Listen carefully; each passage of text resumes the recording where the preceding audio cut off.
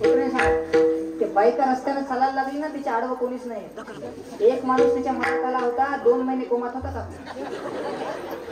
1.5 क्विंटलची बाई, आणि एक दिवस त्या 1.5 क्विंटलच्या बाईच्या घरात चोर घुसले. आता चोरांना तरी कशाला मरायला जाऊ त्या बाईच्या घरात.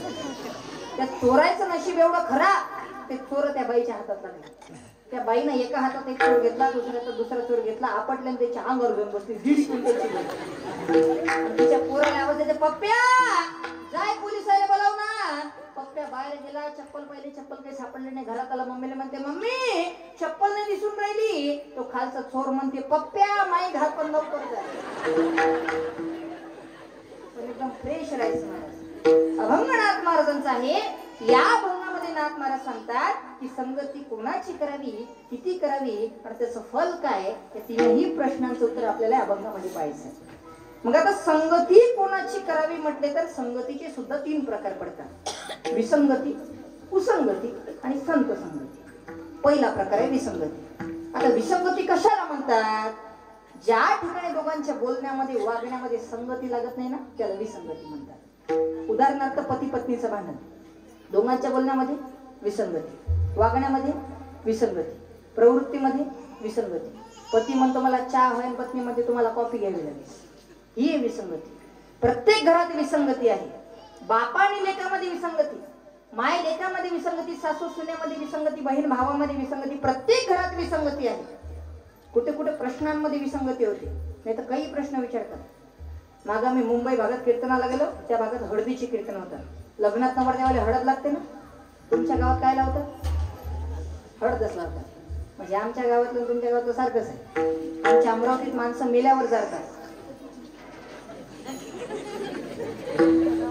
त्या भागात हळदीचे कीर्तन होतात. कीर्तनाला गेलो, तिथं गेल्या गेल्या नवरदेव मला पकडलं, म्हणे महाराज लग्नात नवरदेवाला हळद काऊन लावतात? आता हळद सांगितलं का कोण्या ग्रंथात? ऋषिकेश महाराज कोणाच ग्रंथात हळद सांगितले नाही. पण तो म्हणे जोपर्यंत उत्तर देणार नाही तोपर्यंत तुम्हाला कीर्तनच करू देत नाही म्हणे.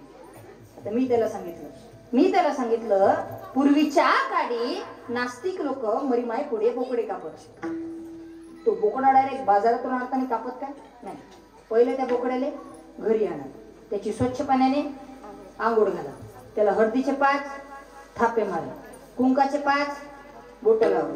मग तो बोकडा सजून गावात फिरवत पुढे डपडी वाजे डबडम डबडम, आणि मग त्याला मरीमाय समोर कापाले नाही. तो म्हणे हो बरोबर आहे, आपलं कसं? मी म्हटलं थांब ना, सांगतो ना. आपलं असंच आहे. ह्या बाया नवरदेवाला गल्लीत काढतात, त्याची स्वच्छ पाण्याने आंघोळ घालतात, त्याला हळदीचे 5 थापे मारतात, कुंकाचे 5 बोट लावतात. मग तो बोकड्या डीजे लावून गावात. बोकड्याचे मित्र मध्ये घेणं आता कसं वाटेल, सकाळ झाली की तो बोकड्या मरीमाय समोर आणतात. आणि मरीमायला म्हणतात माय आजपासून ना बोकड्या तुया. अरे तो बोकड्या ना मायचं ऐकत ना, बापाचं ऐकत ना, बहिणीचं ऐकत ना, भावाचं ऐकत. जेवढं मरीमाय म्हणून तेवढाच बोकड्या एवढी मारतात. 100 पैकी 95 बोकडे मरीमायचे आहेत, बाकीचे 5 आपल्या मायबापाचे. असे काही प्रश्न विचारतो म्हणून प्रश्नांमध्ये विसंगती. कुठे कुठे प्रकृतीमध्ये विसंगती, कुठे कुठे पती असतो 80 किलोचा आणि पत्नी असते 40 किलोची. तर कुटुंबाच्या उलट असते, पत्नी असते 80 किलोची आणि पती असतो 40 किलोचा. असंच एक उदाहरण आहे. एक ब्राह्मण कुटुंब असतं, त्यामध्ये बाई असतात 80 किलोच्या आणि बुवा असतात 40 किलोची. येथे कोणी असेल तर त्याने मनाला लावून घेऊ नका. तर बाई असतात 80 किलोच्या आणि बुवा असतात 40 किलोची. तीळ संक्रांतीचा दिवस असतो. दोघांच्या घरात कडाक्याचे भांडण होते, भांडण मारापिटीवर येतं. बाई तर शक्ती जास्त असल्यामुळे बाई ब्राह्मण बोलायला झटक्यात खाली पडते आणि त्यांच्या छातीवर जाऊन बसते. तेवढ्यात त्या ठिकाणी गृहस्थ देते, ब्राह्मण बोला म्हणतो, ओ ब्राह्मण बुवा राम राम, आजची तीळ संक्रांत कशावर बसली आहे हो? ब्राह्मण बुवा म्हणतात, डोळे फुटके झाले का तुझे? तुला दिसत नाही का माझ्या छातीवर बसली आहे ना? कुठं कुठं प्रकृतीमध्ये विसंगती, कुठं कुठं प्रवृत्तीमध्ये विसंगती. पण असे वाद का होतात? तर याचं कारण आहे फक्त आणि फक्त विसंगती. एकमेकांचे मन, एकमेकांचे विचार न जुळल्यामुळे यालाच म्हणतात विसंगती. कबीर महाराजांच्या जीवनात अतिशय गोडसं उदाहरण आहे, लक्ष देऊ नये का? एकाच संसारी जोडप्यांचं रोज भांडण होत होतं. ते कबीर महाराजांजवळ आले आणि त्यांना सांगायला लागले, महाराज आमचे रोज भांडण होतात, महाराज काहीतरी उपाय सांगा, काहीतरी मार्ग काढा. तेव्हा कबीर महाराज त्यांच्या पत्नीला आवाज देतात आणि त्या ठिकाणी भर दुपारी 12 वाजता उन्हामध्ये कंदील लावून आणायला सांगतात. त्यांच्या पत्नी कंदील लावून आणतात. त्यानंतर महाराज त्यांच्या पत्नीला आवाज देतात आणि दूध करायला सांगतात. त्यांच्या पत्नी दूध करतात, पण दुधामध्ये साखरेऐवजी मीठ घालतात. सर्वजण ते दूध पितात. त्यानंतर ते भांडणारे पती पत्नी कबीर महाराजांना म्हणतात, महाराज काहीतरी उपाय सांगा, आमचे वाद का होतात? तेव्हा कबीर महाराज अतिशय गोडसं उत्तर देतात. कबीर महाराज म्हणतात, तर तुला तुझ्या प्रश्नाचं उत्तर अजून मिळालं नाही का? मी माझ्या पत्नीला भर दुपारी 12 वाजता उन्हात कंदील लावून आणायला सांगितला, तिने तो लावून आणला, तिने मला काही म्हटलं नाही. तर तिने आपल्या सर्वांसाठी दूध केले, त्या दुधात साखरेऐवजी मीठ घातले, मी तिला काही म्हटलं नाही. मग हेच तुझ्या प्रश्नाचं उत्तर. पतीनं पत्नीच्या आणि पत्नीनं पतीच्या बोलण्याकडे दुर्लक्ष करा, म्हणजे अशी वाद होणारच नाही. विठ्ठल विठ्ठल.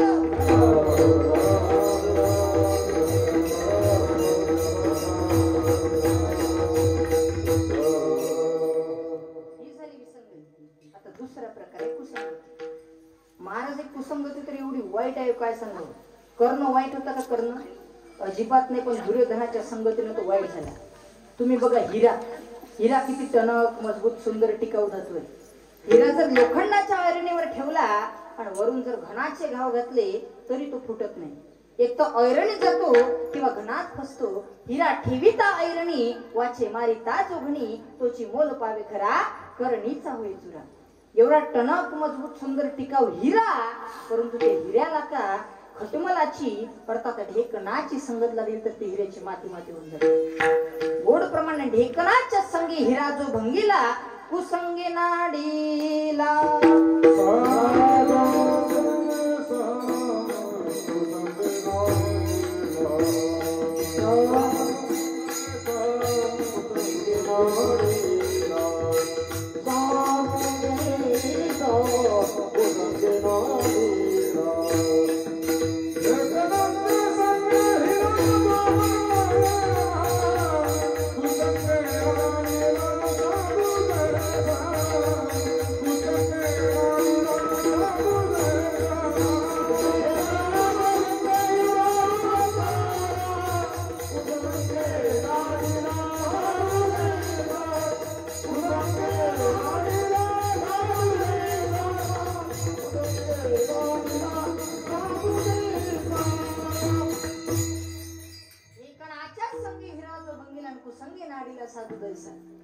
पाहते हिराना ढेकणाची संगत केली तर ते हिऱ्याची माती माती होऊन गेली. एवढी कुसंगती वाईट आहे. समजा एखाद्या वढाड गाईना चांगल्या गाईचं संगती केली तर चांगल्या गाईच्या गाड्या सुद्धा जीवनभर लोढणं पडतं. म्हणून कुसंगती कधी करू नये. जो कोणी कुसंगतीला लागला असेल त्याला चांगल्या मार्गावरून आण सोडा, तुम्हालाही पुण्य मिळेल, त्याच्या सुद्धा जीवनाचं सार्थक होईल.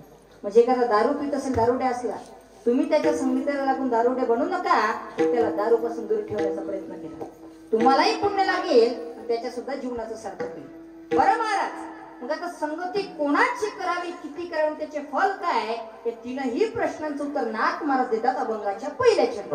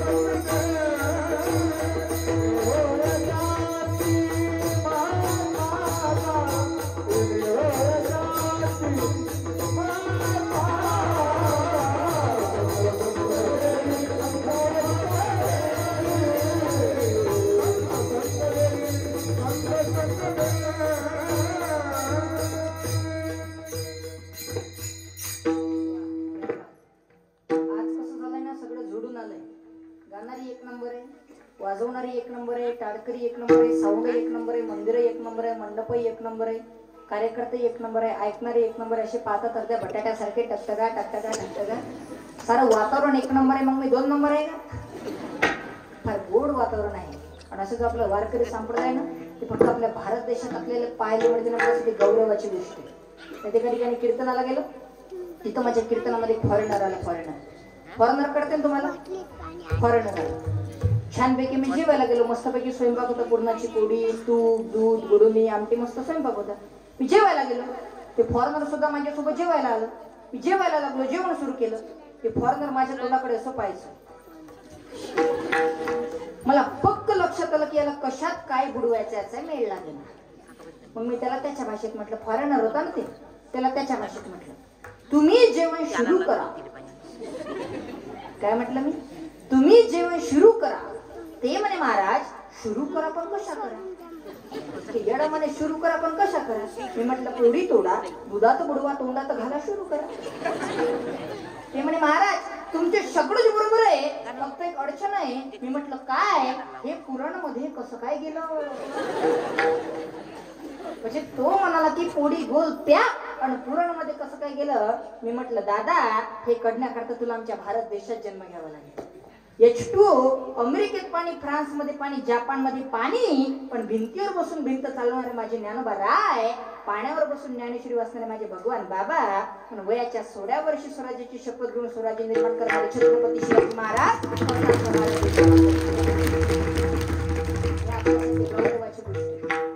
आपण सर्वजण शिवजयंती साजरी करतो, पण आपली शिवजयंती कशी? जगात भारी 19 फेब्रुवारी. तरुण मुलांचं मस्त चाललेलं असतं, राजे तुमच्या महाराष्ट्राला गरज आहे. आणि तू का नुसता बिड्या फुकायला येतो का? बाटल्या रिकामा करायला येतो का? राजांची प्रतिमा गाडीवर लावता, तीच गाडी धाब्याच्या समोर ती गाडी बिघडता, बिअर बारच्या समोर ती गाडी बिघडता. लाज वाटायला पाहिजे आपल्याला, कोण्या मातीतले माणसं आहोत आपण. त्या राजांचे आदर्श विचार, उच्च विचार आपल्या मनामध्ये असू द्या. आपण सर्व धर्माच्या मंडपाच्या ठिकाणी बसलेलो आहोत.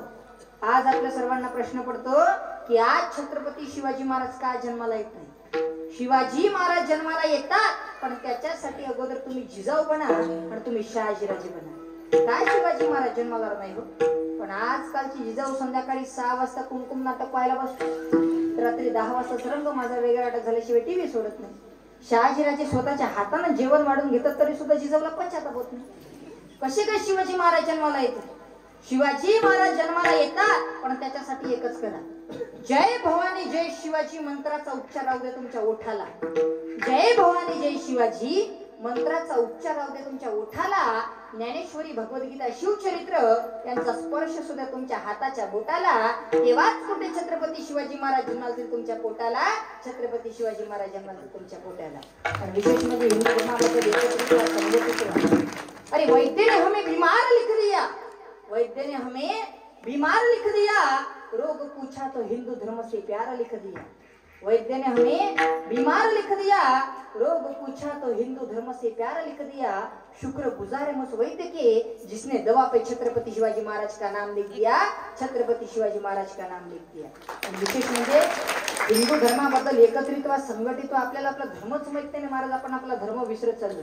पण जर हिरवा झेंडा फडकवला तर सर्व मुसलमान त्या झेंड्याच्या खाली एकत्र येतात.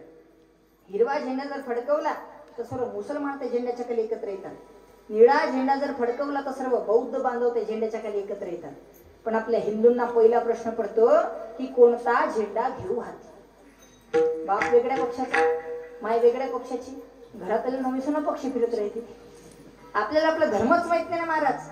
और यह जमाना हिंदू को मिटा देना चाहता है, यह जमाना हिंदू को मिटा देना चाहता है, लेकिन इस जमाने में दम नहीं, क्योंकि जमाना हमसे बना है, हम जमाने से नहीं. अरे हम में इतनी ताकत है, हम में इतनी ताकत है, हम गुलाब को भी कमल बना दे.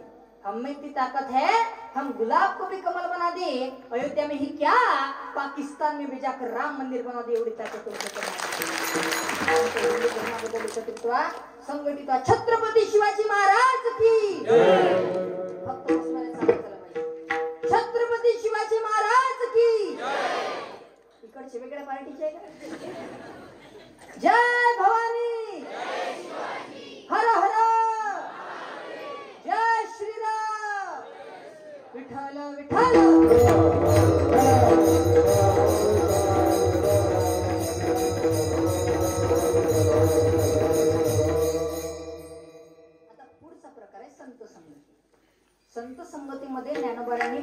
क्षणात मुलीचा मुलगा केला. जैतपाड नावाचा राजा होता. त्याला 9 मुली होत्या. त्याने त्याच्या पत्नीला बजावून सांगितले की जर तुला 10व्यांदा जर मुलगी झाली तर शिरच्छेद करणार. त्या राणीचे 9 महिने भरत गेले. पोटात फार कळा येऊ लागल्या, वेदना होऊ लागल्या. 10व्यांदा बाळक पण झाले. परंतु पुन्हा मुलगी जन्माला आली. तिला वाटले मुलगी जन्माला आली हे जर राजाला माहीत पडले राजा शिरच्छेद करणार. म्हणून त्या राणीने त्या मुलीला मुलाचे कपडे चढवल्याने राज्यात जाहीर केले की मुलगा झाला, मुलगा झाला, मुलगा झाला, मुलगा झाला. संपूर्ण राज्यात आनंद होता. राजाला मुलगा झाला, राजाला मुलगा झाला. पुढे ती मुलगी रूपी मुलगा 1 वर्षाचा झाला, 10 वर्षाचा झाला, 20 वर्षाचा झाला. त्याचं लग्न ठरवण्यात आलं. त्यानं विचार केला की मी ही मुलगी आणि नवरी सुद्धा मुलगी, त्याचा अपमान होत असल्या कारणाने त्याने राजवाडा सोडला. त्याला वाटलं आता आपलं सर्वच गेलं, राज्य गेलं, राजवाडा गेला, पैसा गेला, मग आपण जगून तरी काय करावं. म्हणून राज्याबाहेर आला. एका झाडावर चढला. झाडाला दोरखंड लटकवला, गड्यात घालणार आणि उडी मारणार. तेवढ्यात त्या ठिकाणी संतांची दिंडी येत होती. त्या दिंडीमध्ये माऊली महावैष्णव, ज्ञानोबा, सोपान काका, मुक्ताबाई निवृत्त होते. गजर करीत येत होते. कोणता सर्वांनी स्वतःचे दोन्ही हात वर करा.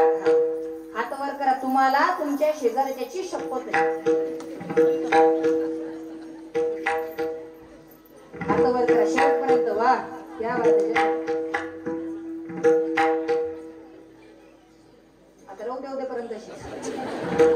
हात वर करा. हा फक्त टाळीचा आवाज आला पाहिजे. 1 टाळी सोबत, फक्त टाळी 1 सोबत.